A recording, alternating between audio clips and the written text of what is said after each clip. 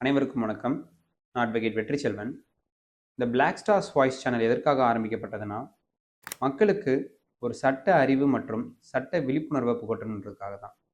சட்டம் அப்படின்னு நம்ம பொதுவாக எடுத்துக்கிட்டோம்னா, ரொம்ப முக்கியமான ஒரு விஷயம் இந்த இந்திய அரசியலமைப்பு சட்டம். இது மாணவர் பருவத்தை பொறுத்த வரைக்கும் ரொம்ப முக்கியமான காலகட்டம்னு எடுத்துட்டோம்னா 10ஆம் வகுப்பாக இருக்கும், அதே போல் 12ஆம் வகுப்பாக இருக்கும். அதில் மாணவர்கள் என்ன பண்ணுவாங்க? Maths, physics, chemistry, biology, political science இந்த மாதிரி பல்வேறு சப்ஜெக்ட்ஸ் வந்து படிப்பாங்க. அப்படி இருக்கும் பட்சத்தில் அவங்களுடைய கல்லூரி பருவமும் எப்போ இருக்கும் அப்படின்னா, இந்த 10ஆம் வகுப்பு மற்றும் 12ஆம் வகுப்பை பொறுத்து தான் இருக்கும்.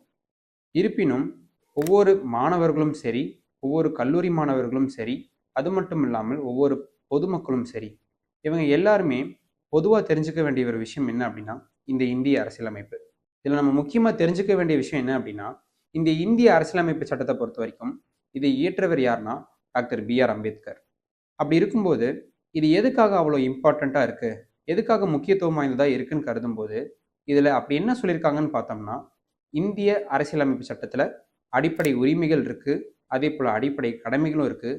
அது மட்டும் இல்லாமல் ஒரு அரசுன்னு எடுத்துட்டோம்னா மொத்தம் 3 பாடிஸ் இருக்குது. One is legislative, another is executive and third one is judiciary. இந்த லெஜிஸ்லேட்டிவை பொறுத்த வரைக்கும் சட்டம் இயற்றக்கூடிய நபர்கள். இந்த சட்டம் இயற்றக்கூடிய நபர்கள் பார்லிமெண்ட்டில் அவங்க ஒரு சட்டத்தை இயற்றுறாங்க. அதே போல் இதை அமல்படுத்தக்கூடிய நபர்கள் தான் எக்ஸிக்யூட்டிவ்ஸ். அவங்க அந்த சட்டத்தை அமலும் படுத்துகிறாங்க.